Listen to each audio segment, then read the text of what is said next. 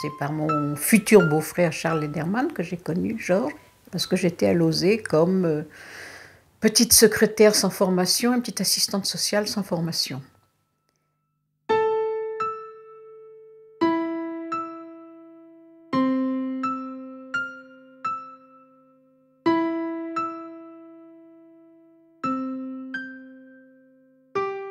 C'est Charles Lederman qui, lui, connaissait bien Georges, qui lui a dit « Georges, vous ne pouvez pas rester en dehors de tout » et il l'a amené à Vénissieux.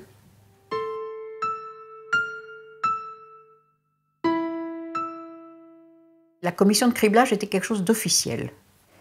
Et dans cette commission officielle, il y avait des petits truands, quoi, qui savaient ce qu'il fallait faire.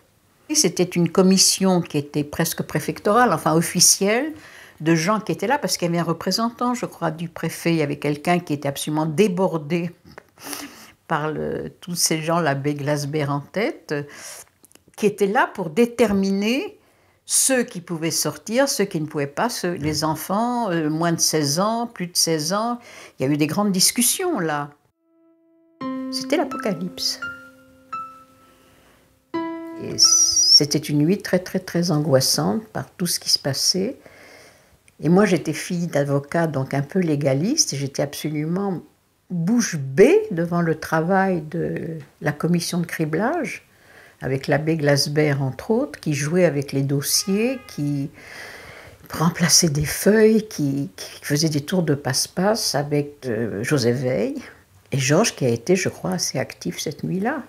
Moi, je n'avais rien à faire avec la commission de criblage, j'étais spectateur.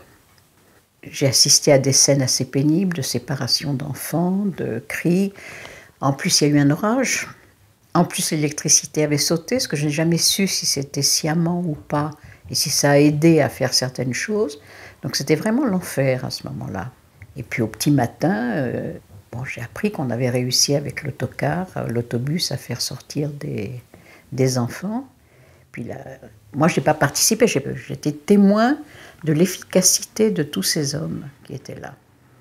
Et de la détresse des parents, des enfants. C'était l'apocalypse. Et c'est à la suite de cette nuit que Joseph Veil l'a pris à part en lui disant « Voilà mon idée, c'est de faire quelque chose de clandestin et de parallèle. Vous êtes l'homme qu'il me faut, vous n'êtes pas connu des services de police, vous n'êtes pas connu de la communauté juive, vous n'êtes connu de personne en fait. Et je crois que vous avez la stature, parce que j'ai vu de quoi vous étiez capable cette nuit-là, d'être l'homme que je cherche. » Et c'est là où il a très peu hésité, mais il m'en a parlé, parce que comme il a eu cette proposition de son ami Claude Bourdet, qui voulait l'embarquer dans combat, pour la partie militaire de combat, il s'est dit qu'il y aurait plus de volontaires pour aller dans une organisation genre combat que de prendre ce réseau clandestin pour abriter les enfants juifs. Donc il a très vite dit qu'il était d'accord.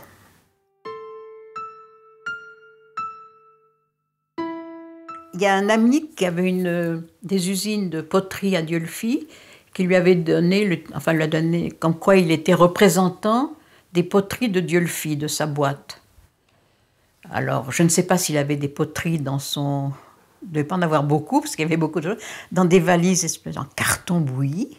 Et quand il recevait l'argent de Maurice Brenner ou de Borel, j'avais l'impression que si j'étais avec lui, il ne pouvait rien lui arriver à Lyon.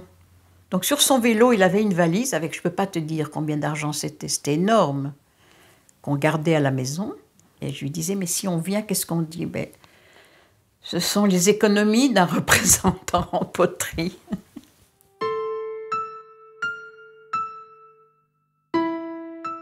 L'épisode où j'ai eu le plus peur, c'était quand les Allemands commençaient à quitter Lyon. Georges avait été à la Croix-Rouge chercher 2 boîtes de lait condensé pour le bébé. Et il les avait dans ses poches. Il est arrêté par un camion s'arrête, des Allemands sortent et le plaque contre le mur, le tâte, 2 boîtes de lait condensé, maquis. Et c'est à ce moment-là, quand il y a un officier qui s'est approché, qu'il a sorti son plus bel allemand. Parce qu'il faisait semblant de ne pas parler, en expliquant qu'il était père de famille, qu'il avait été chercher ça à la Croix-Rouge. Sans ça, il y restait. Je l'ai vu revenir, il était vert. Ça a été la pire peur de sa vie, je crois.